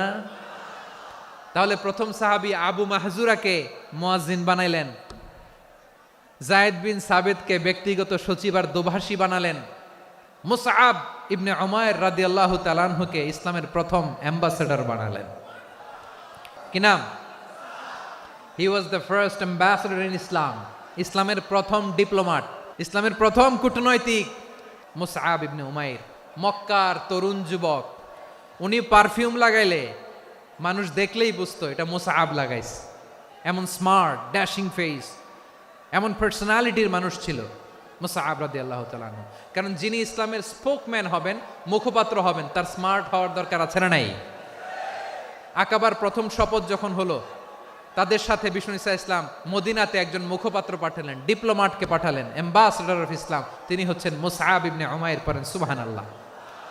জুমার বিধান নাজিল হয়েছে, কিন্তু মক্কায় পরিবেশ নাই জুমা পালনের। বিষ্ণু ঈসা ইসলাম একজনকে দিয়ে খবর পাঠালেন, যাও মদিনায় মুসাবকে যে বলো, মুসাব তো আমার শিক্ষক, আমার স্পোকম্যান, মদিনাতে যেন তারা জুমা কায়েম করে। বিশ্বনবীর আগেই মুসআব মদিনার মুসলিমদেরকে নিয়ে মদিনায় প্রথম জুমা কায়েম করে ফেলছে। কোন সুবহানাল্লাহ। ডিপ্লোম্যাটদের কেমন হইতে হয়, অ্যাম্বাসেডারের কেমন হইতে হয়, মুসআব রাদিয়াল্লাহু তাআলা আনহুর কাছ থেকে শিখে নাও। তাহলে মুসআব রাদিয়াল্লাহু তাআলা আনহুকে বিশ্বনবী ল্যাঙ্গুয়েজ শিখান নাই, সফট স্কিল শিখান নাই। যায়েদ রাদিয়াল্লাহু তিনি হিব্রু ল্যাঙ্গুয়েজ শিখেছেন, সুরিয়ানি শিখেছেন, কিন্তু মুসআবকে তিনি বানিয়েছেন the spokesman of Islam, the first diplomat, the ambassador of Islam. Abdullah ইবনে আব্বাস রাদিয়াল্লাহু তাআলা আনহু বিশ্বনবীর কাজিন, চাচাতো ভাই। আবার মাইমুনা রাদিয়াল্লাহু তাআলা আনহু, মাইমুনা নবীর স্ত্রী, তিনি ছিলেন আব্দুল্লাহর আপন খালা। তো নবীর বউ যদি ওনার খালা হয়, নবী তার কি খালু। তাহলে সম্পর্ক অনেক গভীর, কাজিন আবার খালু। ছোট্ট মানুষ, তাই রাতে মাঝে মাঝে ঘরে থাকতো। বিশ্বনবী দেখলেন আব্দুল্লাহ যেহেতু আমার ঘরে ঢুকতে পারে, আব্দুল্লাহরে এই উম্মতের বড় শিক্ষাবিদ বানাইতে হবে। তাই আব্দুল্লাহ ইবনে আব্বাসকে বিশ্বনবী হাতে কলমে শিক্ষা দিয়েছেন। তো বিশ্বনবী রাতে যখন তাহাজ্জুদ পড়তেন, ছোট্ট আব্দুল্লাহ ঘরে থাকতো। বুঝতে পেরেছেন? ছোট্ট মানুষ তো ঘরে থাকতো। তো বিশ্বনবী তাহাজ্জুদের জন্য একবার দাঁড়িয়েছেন, ছোট্ট আব্দুল্লাহ ওযু করে দাঁড়াইছে।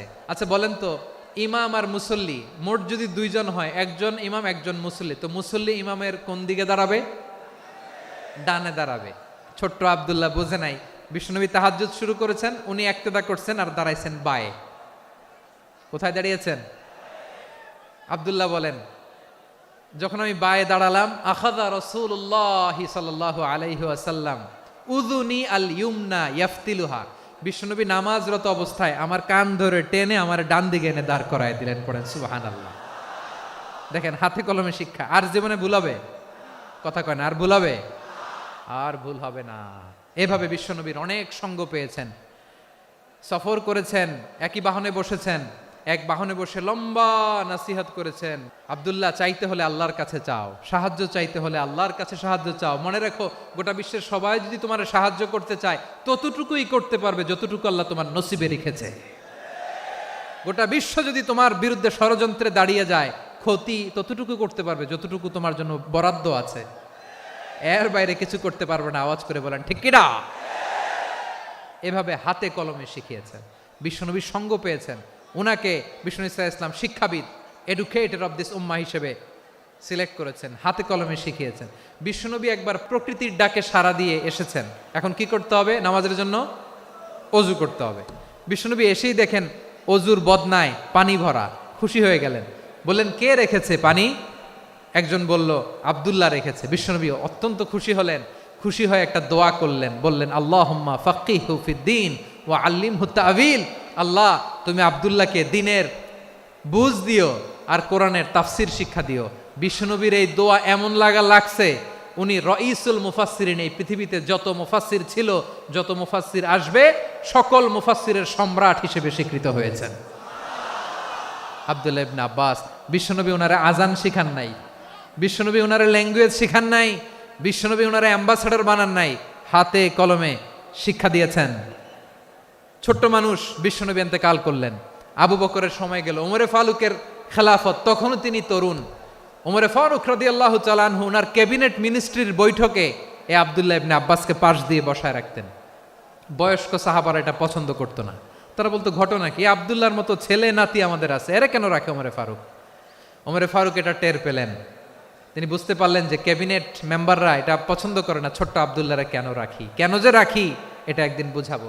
একদিন মিটিংয়ে তিনি সবাইকে বললেন, ইদা জাআ নাসরুল্লাহি ওয়াল ফাতহ, এই আয়াত দ্বারা উদ্দেশ্য কি বলেন তো মুরব্বী সাহাবীরা? এক সাহাবী বলেন, এই সূরা দ্বারা উদ্দেশ্য, আল্লাহ বলেছেন আমাদেরকে বিভিন্ন ল্যান্ড, বিভিন্ন এলাকা বিজয় করতে হবে। ওমরে ফারুক বললেন না, হয়নি। আরেকজন বললেন, বিজয় হওয়ার পর আমাদের বেশি বেশি আল্লাহর বরত্বের ঘোষণা দিতে হবে, এটা উদ্দেশ্য। ওমরে ফারুক বললেন না, হয় নাই। যারা জিজ্ঞেস করেন কেউ পারে না। সব শেষে বিশ্বনবী ছোট্ট আব্দুল্লাহরে বলেন, আব্দুল্লাহ, ইদা জাআ নাসরুল্লাহি ওয়াল ফাতহ, এর দ্বারা উদ্দেশ্য কি বলো তো? ছোট্ট আব্দুল্লাহ বলেন, হুয়া আজালু রাসূলিল্লাহ, এই আয়াত দ্বারা বিশ্বনবীর বিদায়কে উদ্দেশ্য নেওয়া হয়েছে। ওমরে ফারুক বললেন, হাযা হুয়া, এটাই তো সঠিক উত্তর, এটাই সঠিক তাফসীর এই আয়াতের। কারণ ইদা জাআ নাসরুল্লাহি ওয়াল ফাতহ, যখন আল্লাহর সাহায্য আর বিজয় আসবে, ওয়া রাআইতান নাসা ইয়াদখুলুনা ফি দীনিল্লাহি আফওয়াজা, আপনি দেখবেন দলে দলে, ঢলে ঢলে, বানের পানির মতো মানুষ ইসলামের দিকে ঢুকতেছে, ইসলামের বিজয় হয়েছে। তো ইসলামের বিজয়ের মিশন নিয়ে নবী আসছে, বিজয়ী যখন হয়ে গেছে, এখন তো নবীর বিদায় হবে। কোন সাহাবী এই সূক্ষ্ম কথাটা ধরতে পারে নাই, ওই আব্দুল্লাহ ছাড়া। আব্দুল্লাহ যখন উত্তর দিছে, সব সাহাবীদের টনক নড়েছে। এরপর থেকে কোনো ক্যাবিনেট মিটিং এ আর কোনো সাহাবারা কোনো প্রশ্ন করে নাই। আওয়াজ করে পড়েন সুবহানাল্লাহ। বিশ্বনবী আব্দুল্লাহ ইবনে আব্বাসকে দ্য এডুকেটর অফ দ্য উম্মাহ, উম্মার শিক্ষাবিদ হিসেবে গ্রহণ করেছেন। আওয়াজ করে পড়তে হবে আল্লাহু আকবার। সাহাবীদের নামগুলো মনে থাকবে? এক নম্বরে আবু মাহজুরা, মুয়াজ্জিন বানাইছেন। যায়েদ ইবনে সাবিত, দোভাষী, ট্রান্সলেটর অফ প্রফেট, এবং তিনি ছিলেন বিশ্বনবীর ব্যক্তিগত সচিব। Musab ibn Umair, the first ambassador and diplomat of ইসলাম।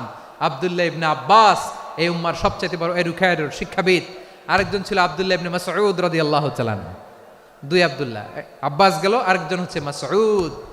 মক্কার তরুণ, ছাগল পালতো মুশরিকের। বিশ্বনবী আর আবু বকর রাদিয়াল্লাহু তাআলা আনহু একবার গেলেন, যে দেখে এই তরুণ দাঁড়ায় আছে। বিশ্বনবী বলেন, আমি খুব ক্ষুধার্ত, তোমার কাছে কি দুধ আছে ছাগলের? আব্দুল্লাহ আছে, ওয়ালাকিন আনা মু'তামান, কিন্তু যে দুধ আছে এটা আমানতের, আমি দিতে পারবো না। বিশ্বনবী এইটা শুনেই তারা টার্গেট করে ফেলছে। আনা মু'তামান, দুধ আছে কিন্তু এটা আমার মালিকের, আমি তো দরদ দেখাই, আমার মালিকের দুধ, আপনি পথিক, আপনারে দিতে পারি না। বিশ্বনবী টার্গেট করে ফেলছেন, এরে আমার কাজে লাগাইতে হবে।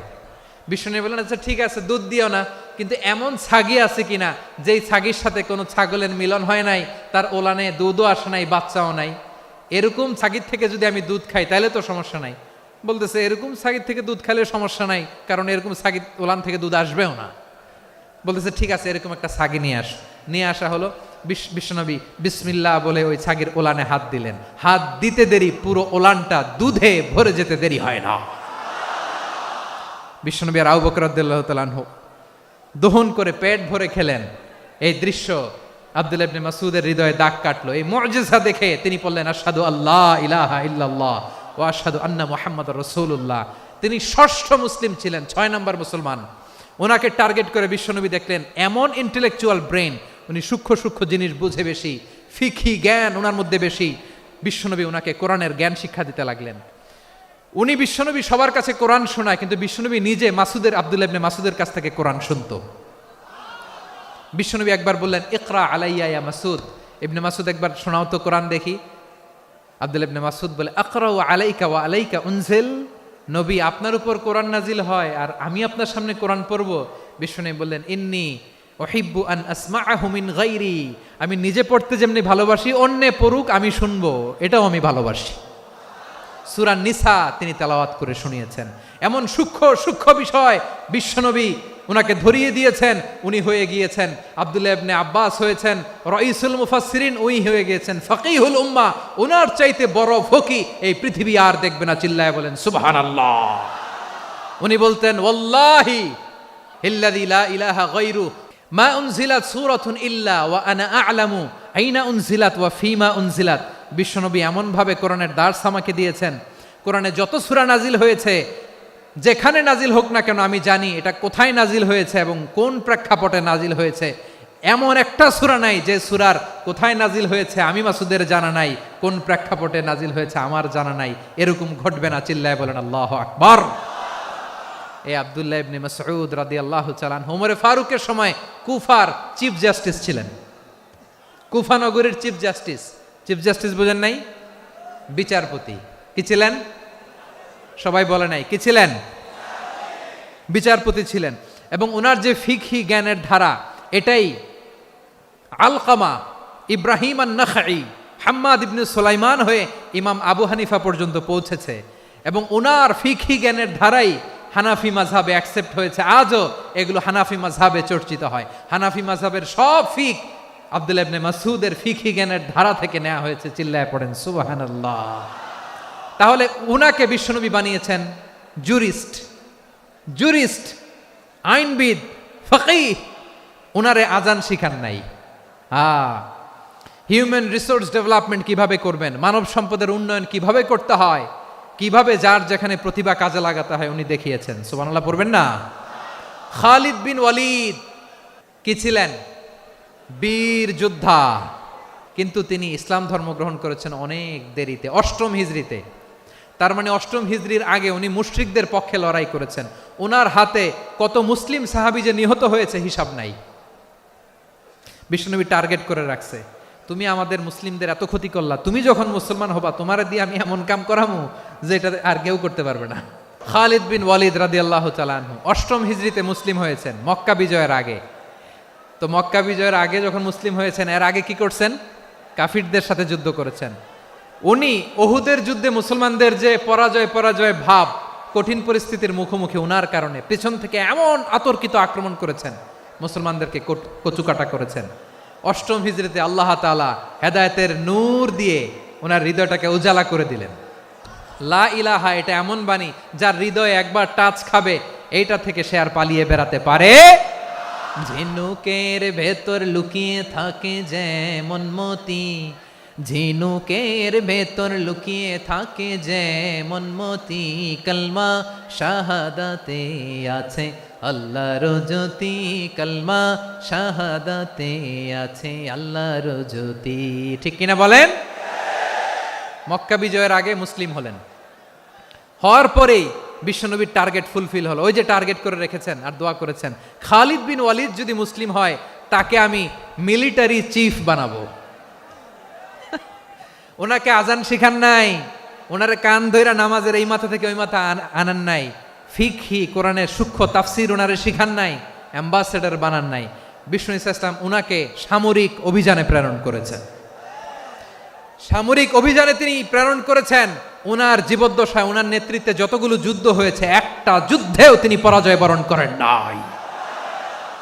ওমরে ফারুকের সময়কালে তিনি চিফ অফ মুসলিম মিলিটারি মানে মুসলিম সেনাপতি হয়েছেন। তাহলে কিভাবে হিউম্যান রিসোর্স ব্যবহার করতে হয় গোটা বিশ্ব আমার নবীর কাছ থেকে শিখে নাও।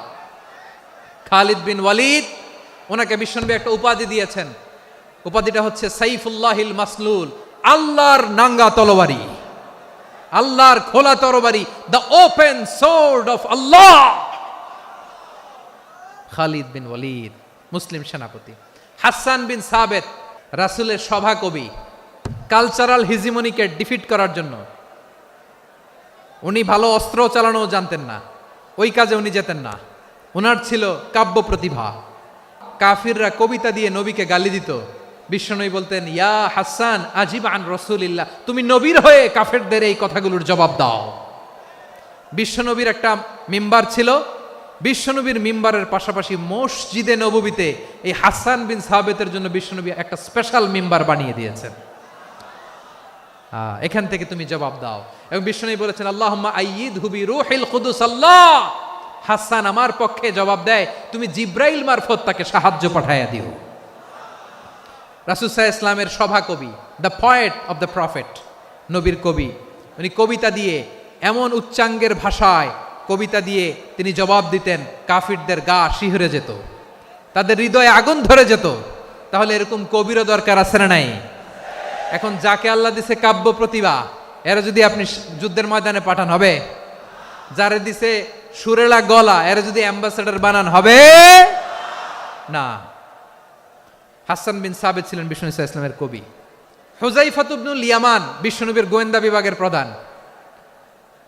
কিসের প্রধান? হুযায়ফা ইবনুল ইয়ামান। ওনার ছিল ডিটেকটিভ মাইন্ড, ডিটেকটিভ মাইন্ড, গোয়েন্দা বিভাগের প্রধান। এবং উনি হচ্ছেন সাহিবু সিররি রাসূলিল্লাহ, রাসূল সাল্লাল্লাহু আলাইহি ওয়াসাল্লামের গোপন তথ্যের ধারক বাহক। নবীর যেই কথা কেউ জানে না, সব হুযায়ফার পেটের ভিতরে ছিল। সুবহানাল্লাহ পড়েন। মদিনার যত ইহুদিদের একটা লিস্ট ছিল, এই লিস্ট শুধু দুইজন জানতো, বিশ্বনবী আর হুযায়ফা। গোয়েন্দা বিভাগের হেড ছিল। খন্দকের যুদ্ধে প্রচন্ড আজকের মতো শৈত্য প্রবাহ, মাটি খনন করতে করতে সাহাবীদের পেটে ক্ষুধা নাই, দাঁড়াইতে পারে না নামাজের জন্য, এত ক্লান্ত, ক্ষুধা, ক্লান্ত, শ্রান্ত। বিশ্বনবী বললেন, কে আছো? এই কঠিন শীত, এই ভয় আর ক্ষুধার মধ্যেও খন্দকের পরীক্ষার টপকে শত্রু শিবিরে যে আমাকে তথ্য দিবা, কে আছো? কারো গায়ে শক্তিই নাই যে দাঁড়াবে, কেউ দাঁড়ায় না। বিশ্বনবী তখন নিজে হুযায়ফাকে ডাক দিলেন, হুযায়ফা, যে আমাকে আজকে শত্রু শিবিরের তথ্য এনে দিবে, সে জান্নাতে আমার মোরাফাকা, আমার সঙ্গী হবে। হুযায়ফা রাদিয়াল্লাহু ইবনুল ইয়ামান জীবনের ঝুঁকি নিয়ে এই ক্ষুধা, শৈত্য প্রবাহ, কোল্ড ওয়েভসকে উপেক্ষা করে পরীক্ষা টপকে শত্রু শিবিরে যে সবার কথাগুলো চুপে চুপে শুনে বিশ্বনবীর দরবারে এসে গোয়েন্দাদের মতো তথ্য সরবরাহ করেছে। বিশ্বনবীর গোয়েন্দা বিভাগের প্রধান হুযায়ফা ইবনুল ইয়ামান ইন্টেলিজেন্স বিভাগ চালাতেন। মুনাফিকদের নাম ওনার কাছে ছিল। মুআয ইবনে জাবাল মদিনা রাষ্ট্রের সবচেয়ে সিনিয়র আমলা ছিলেন। আমলাতন্ত্র চিনেন তো? প্রশাসনিক কাজ যারা চালায়, অ্যাডমিনিস্ট্রেশন বোঝেন না? The department of administration. মদিনার রাষ্ট্রের সিনিয়র আমলা মুআয ইবনে জাবাল মুতাখাসসিসুন ফিল হালালি ওয়াল হারাম, হালাল হারামের স্পেশালিস্ট ছিলেন। বিশ্বনবী উনাকে ইয়ামানের গভর্নর করে পাঠাইছেন। বলেছেন, ইন্নাকা তা'তি কওমান আহলা কিতাব, এমন গোষ্ঠীর কাছে যাবা এরা ইহুদি নাসারা, আগে শাহাদা পড়লে এরপরে নামাজের দাওয়াত দিও, নামাজ পড়লে যাকাতের দাওয়াত দিও। গভর্নরের অ্যাটিটিউড যেমন থাকে তেমন অ্যাটিটিউড ধরে রেখো। সুবহানাল্লাহ পড়েন। তাহলে মুআয ইবনে জাবালকে দিয়ে বিশ্বনবী কবিতা লেখায় নাই, চিঠি লেখায় নাই, আজান দেওয়ায় নাই। সুবহানাল্লাহ পড়বেন না? সব শেষ সাহাবী বলি আবু হুরায়রা রাদিয়াল্লাহু তাআলা আনহু, বিড়ালের বাবা, কি করতেন? খালি হাদিস মুখস্থ করতেন। উনি বলতেন, আলজামু রাসূলুল্লাহ আলা মিল ইবাতনি, আমার শুধু পেটের ক্ষুধার বন্দোবস্ত হইলে আমি নবীর সঙ্গ ছাড়তাম না। আমার আনসার সাহাবারা ক্ষেত খামারের কাজ করত, আমার মুহাজির সাহাবারা ব্যবসা করত, আর আমি নবীর সাথে সাথে থাকতাম। শুধু সকাল বিকাল 2 বেলা যদি আমার খাবারের বন্দোবস্ত হয়, আমি আর নবীর লক ছাড়ি না। সুবহানাল্লাহ কইবেন না? 5374টা হাদিস তিনি বর্ণনা করেছেন। সবচেয়ে বেশি হাদিস বর্ণনাকারী সাহাবী। হাদিস প্রিজার্ভেশনের কাজে বিশ্বনবী ওনাকে কাজে লাগিয়েছেন। উনি একদিন বলেন, ইয়া রাসূলুল্লাহ আসমাউ মিনকা কাসীরান ফালা আহফাজু। নবী, অনেক কথা শুনি, আমার মনে থাকে না। বিষ্ণু বললেন, তাই? উবসুত রিদাক, তোমার চাদরটা বিছাও। আবু হুরায়রা বিছালেন, বিশ্বনবী হাত বুলায় দিলেন, এরপরে অনেক হাদিস বর্ণনা করলেন। আবু হুরায়রা বলে, তারপর থেকে বিশ্বনবী যাই বর্ণনা করে আমি শুনি আর একটাও বলি না। এখন সুবহানাল্লাহ। বিশ্বনবী ওনাকে হাদিস প্রিজার্ভেশন, নবীর এই যে লক্ষ্য হাদিস প্রিজার্ভেশনের এই দায়িত্ব দিয়েছেন সাইয়েদনা আবু হুরায়রা রাদিয়াল্লাহু তাআলা আনহুকে। প্রিয় ভাইরা, তাহলে 10 জন সাহাবীর কথা যে বললাম, আপনারা কি খেয়াল করেছেন কত বড় ট্যালেন্ট হান্টার, চৌকস ট্যালেন্ট হান্টার ছিল আমার নবী। এক একজনের এক এক ট্যালেন্ট এক এক কাজে অ্যাসাইন করেছেন, এক একজনকে এক এক দায়িত্ব দিয়েছেন, এক একজনের প্রতিভাকে এক একভাবে বিকশিত হওয়ার সুযোগ দিয়েছেন। আওয়াজ করে বলেন ঠিক কি না? এখন আমার পর্দার আড়ালে আমার মায়েরা বলবে, এতগুলো পুরুষ সাহাবীর কথা বললো, নারী সাহাবীরা কি কিছু করে নাই? হ্যাঁ, একজন নারী সাহাবীর কথা বলে মোনাজাত হবে, দোয়া ছাড়া কেউ যাব না। রুফাইদা আল আসলামিয়া রাদিয়াল্লাহু তাআলা আনহা, ওনার বাবার নাম সাআদ আল আসলামি। বিশ্বনবী কি খেয়াল করলেন দেখেন, সাআদ ছিল মদিনার বড় ডাক্তার। এই নারী সাহাবী রুফাইদা বাবার কাছ থেকে চিকিৎসা বিদ্যা শিখেছেন। যখন শিখছে, বিশ্বনবী দেখলেন আমার তো প্রতি সপ্তাহে সপ্তাহে যুদ্ধে আহত সাহাবীদের সেবা দিবে কে? বিশ্বনবী রুফাইদাকে বললেন, রুফাইদা তুমি মসজিদে নববীর পাশে একটা মেডিকেল ক্যাম্প করো। এই যে সাকিনা আদ্দিন মেডিকেলের আমার ছাত্রী বন্ধুরা, শুনে রাখো, তোমাদের আইকন হচ্ছে এই রুফাইদা আল আসলামিয়া। বিশ্বনবীর ডিরেকশন অনুযায়ী তিনি মসজিদে নববীর পাশে একটা মেডিকেল ক্যাম্প করলেন এবং আহত সাহাবাদের চিকিৎসা উনি ওনার টিম নিয়ে দিতেন। বিশ্বনবীর পরামর্শে উনি আনসারি এবং মুহাজির মহিলা সাহাবীদেরকে নিয়ে একটা স্পেশাল মেডিকেল টিম গঠন করলেন। খায়বার যুদ্ধে 7ম হিজরিতে যখন বিশ্বনবী যায়, উনি ওনার টিম নিয়ে আসলেন, বললেন, ইয়া রাসূলুল্লাহ, আমরা তো তলোয়ার চালাতে পারি না, আমরা তো তীর মারতে পারি না, আপনি যদি অনুমতি দেন খায়বার অভিযানে আমি আমার টিম নিয়ে মেডিকেল টিমের সেবাটা সার্ভিসটা দিতে চাই। পড়েন সুবহানাল্লাহ। বিশ্বনবী অনুমতি দিলেন, যোদ্ধা সাহাবীদের সাথে রুফাইদা আল আসলামিয়া উনিও মেডিকেল টিম নিয়ে অগ্রসর হলেন। খায়বারের প্রতিটা আহত ইনজুর্ড সাহাবী যারা ইনজুরির শিকার হয়েছেন, সবাই রুফাইদা আল আসলামিয়ার এই মেডিকেল ক্যাম্প থেকে চিকিৎসা সহায়তা পেয়েছেন। সুবহানাল্লাহ পড়েন। দেখেন কিভাবে বিশ্বনবী ট্যালেন্ট বাছাই করতেন। আপনি অবাক হবেন, বাহরাইনের মেডিকেল ইউনিভার্সিটিতে রুফাইদা আল আসলামিয়া মেডিকেল প্রাইজ অ্যাওয়ার্ড প্রতি বছর দেয়া হয়। যদি 8 দিনের এই মেডিকেল, আমার বোনেরা যদি জেনে থাকো জানো, না হলে নতুন করে জানো, সার্চ দিও, রুফাইদা আল আসলামিয়া মেডিকেল অ্যাওয়ার্ড বাহরাইনের ইউনিভার্সিটিতে দেয়া হয়। প্রিয় ভাইয়েরা, তাহলে আলোচনার সামারি আমরা করি। বিশ্বনবী যেভাবে হিউম্যান রিসোর্সকে ম্যানেজ করেছেন, যার যেখানে প্রতিভা কাজে লাগিয়েছেন, আমরাও যদি করি, আমাদের বাংলাদেশের চিত্র আমরা পাল্টে যেতে পারবো। আমরা শুরুতে শুনেছি মানুষের আছে অসীম সম্ভাবনা, প্রতিটা মানুষ অনন্য, যত্ন নিলে, যথাযথ পরিচর্যা করলে মানুষ বিশ্ব জয় করতে পারে, ঠিক কিনা?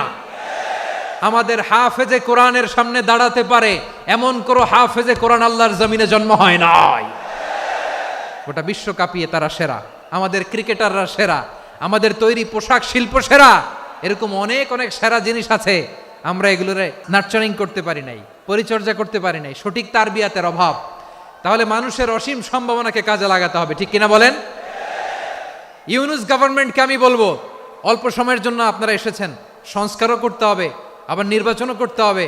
সব সংস্কার হতে করতে পারবেন না, যতটুকু পারবেন এর মধ্যে আমাদের যে হিউজ ম্যান পাওয়ার, আমাদের যে মানব সম্পদ, হিউম্যান রিসোর্স, এটাকে ডেভেলপ করে আপনাদের যেতে হবে। যেটা পারবেন না সেটাকে পরবর্তী নির্বাচিত গভর্নমেন্টের কাছে রেখে যেতে হবে, যে তারা যেন করে, তাদের কাছে আপনারা এটা রেখে যাবেন। তাহলে মানুষ চাইলে বিশ্ব জয় করতে পারে, আর মানুষকে হারাতে পারে কেউ? আল্লাহ আমাদেরকে জনসংখ্যা দিয়েছেন প্রিয় ভাইয়েরা, এই জনসংখ্যা অনেক বড় সম্পদ, এটা আমাদের জন্য অভিশাপ নয়, আশীর্বাদ। আমাদের জনসংখ্যাকে যদি আমরা জনশক্তিতে রূপান্তর করতে পারি, আজকে বাংলাদেশ যে অবস্থানে দাঁড়িয়ে আছে, বাংলাদেশ তার 20 গুণ উন্নতির শিখরে চলে যাবে। চিল্লায় বলো ঠিক কিনা? আমাদের শ্রমিক ভাইয়েরা বাইরে কাজ করে, আমাদের শ্রমজীবী ভাইয়েরা, প্রবাসীরা, তাদের ব্যাপারে গুরুত্ব দিতে হবে। আমাদের শ্রমের দাম সবচেয়ে কম, সবচেয়ে কম। তারা এম্বাসিতে গুরুত্ব পায় না, এয়ারপোর্টে গুরুত্ব পায় না। এই সরকার অবশ্য তাদেরকে অনেক গুরুত্ব দিচ্ছে। আমাদের অদক্ষ শ্রমিককে যখন আমরা দুবাই পাঠাই, অল্প বেতন পায়, কিন্তু ইন্ডিয়ানরা দক্ষ শ্রমিক পাঠাইলে তার 3 গুণ বেতন পায়। আমরা আমাদের শ্রমিকদেরকে অদক্ষভাবে আর পাঠাতে চাই না, দক্ষ শ্রমিক পাঠিয়ে আমরা রেমিটেন্সের বন্যা বইয়ে দেব। তাদেরকে সবচেয়ে গুরুত্ব দিতে হবে। আমরা পেয়েছি ফ্রিডম ফাইটার, মুক্তিযোদ্ধা, আর আমার প্রবাসী ভাইরা হচ্ছে রেমিটেন্স ফাইটার। জোরে বলো ঠিক কিনা? তাহলে আমাদের এই জনশক্তিকে জনসম্পদে ট্রান্সফর্ম করতে হবে। সরকার জনগণকে এভাবে পলিশ করতে হবে। মা বাবারা ছেলে মেয়েদের মধ্যে কার কোন যোগ্যতা তাকে ওইভাবে কাজে লাগাতে হবে। সবার এ প্লাস পাওয়ার কোনো দরকার নাই। আমাদের দেশে একটা টেন্ডেন্সি আছে, পরীক্ষায় এ প্লাস না পাইলে কই তুই কি করলি, পাশের বাড়ির ছেলে এ প্লাস পাইছে, যা ওর পা ধোয়া পানি খা। খাওয়া নাই, এগুলার খাওয়া নাই। ওরে আল্লাহ এ প্লাস পাওয়ার জন্য বানাইছে, আর আপনার ছেলেকে এই এ প্লাস গুলারে নিয়ন্ত্রণ করার জন্য আল্লাহ বানাইছে। ওকে দিয়ে আল্লাহ কি করবে আপনি জানেনই না। একটা এ প্লাস, একটা এ গ্রেড একটা মানুষের জীবনকে ঠিক করে দিতে পারে না। আপনার ছেলেকে আল্লাহ অন্যদিকে যোগ্যতা দিয়েছে, ওদের মনোবল ভাঙবেন না, খবরদার। যাকে দিয়ে যেটা হবে তাকে দিয়ে সেটা করতে হবে, তার প্রতিভাকে সেভাবে কাজে লাগাতে হবে। তাহলে আমাদের এই জনসংখ্যা জনসম্পদে রূপান্তরিত হবে। আমাদের সরকারের তত্ত্বাবধানে আমাদের 18 কোটি জনগণ দক্ষ জনশক্তিতে রূপান্তরিত হোক, আমরা চাই কি চাই না? আমরা ভালো মানুষ, শ্রেষ্ঠ মানুষ হতে চাই কি চাই না? ওই জাপানিজদের মতো সৎ, ওই ইউরোপিয়ানদের মতো কালচার্ড। আমাদেরকে আল্লাহ তাআলা কোরআন সুন্নাহ অনেক কিছু দিয়েছেন। যেহেতু বর্তমানে আমরা দেখছি তারা সৎ, তাদের মধ্যে ভ্যালিউ আছে, সেগুলো আমাদের মধ্যে আনার দরকার আছে না নাই? আর ইসলাম দিয়ে আমাদের জীবনকে সাজাতে হবে, ইসলাম দিয়ে আমার পরিবারকে সাজাতে হবে। ইসলাম থেকে, কোরআন থেকে প্রেসক্রিপশন না নিলে জীবন সুন্দর হবে না। কোরআন থেকে প্রেসক্রিপশন না নিলে সমাজ সুন্দর হবে না। কোরআনের প্রেসক্রিপশন না মানলে রাষ্ট্র সুন্দর হবে না। কোরআনের প্রেসক্রিপশন অ্যাপ্লাই না করলে শুধু দুর্নীতি দমন কমিশন দিয়ে দুর্নীতি বন্ধ করা যাবে না। এজন্য কোরআনের আইন আমরা চাই কি চাই না? প্রিয় ভাইয়েরা, হিউম্যান রিসোর্স ডেভেলপমেন্ট, মানব সম্পদের উন্নয়ন, আমাদের সরকার যেন এদিকে নজর দেয়। আমরা যেন এই ব্যাপারে যত্নবান হয়ে উঠি। যাকে আল্লাহ যে যোগ্যতা দিয়েছে, এই যোগ্যতা দিয়ে আমরা যেন ইসলামের জন্য, দেশের জন্য কাজ করি। আমরা যেন আমাদের স্কিল ডেভেলপ করি, আমাদের পটেনশিয়ালকে ডেভেলপ করি। মোরালিটি, ভ্যালিউজ নিয়ে শায়েখ আহমদুল্লাহ আলোচনা করেছেন, এগুলো দিয়ে যেন আমরা আমাদেরকে সাজাই। আল্লাহ তাআলা আমাদের দেশকে তুমি নিরাপদ করো, আমরা পড়ি আমিন। আল্লাহ আমার 18 কোটি জনগণকে তুমি জনশক্তিতে রূপান্তরিত করো, আমিন। আল্লাহ আমরা হাতে হাত রেখে, কাঁধে কাঁধ মিলিয়ে, ভাইয়ে ভাইয়ে যেন এই দেশকে গড়তে পারি, আল্লাহ তুমি তৌফিক দান করো, আমরা পড়ি আমিন। আসুন আমরা আমাদের জনসংখ্যাকে জনসম্পদে ট্রান্সফর্ম করি। আমাদের জনসংখ্যাকে আমরা যেন জনশক্তিতে রূপান্তরিত করি। জনসংখ্যাকে ট্রান্সফর্ম করে জনশক্তি দিয়ে আমরা যেন আগামীর বাংলাদেশ, স্বাধীন বাংলাদেশ 2.0-কে গড়ে তুলি। আল্লাহ তাআলা আমাদের সবাইকে কথাগুলো বোঝার, আমল করার তৌফিক দান করুন। হাযা মা ইনদি ওয়াল ইলমু ইনদাল্লাহ আলাইহি তাওয়াক্কালতু ওয়া ইলাইহি উনীব। সুবহানাকাল্লাহুম্মা বিহামদিকা আশহাদু আল্লা ইলাহা ইল্লা আনতা আস্তাগফিরুকা ওয়া আতুবু ইলাইক।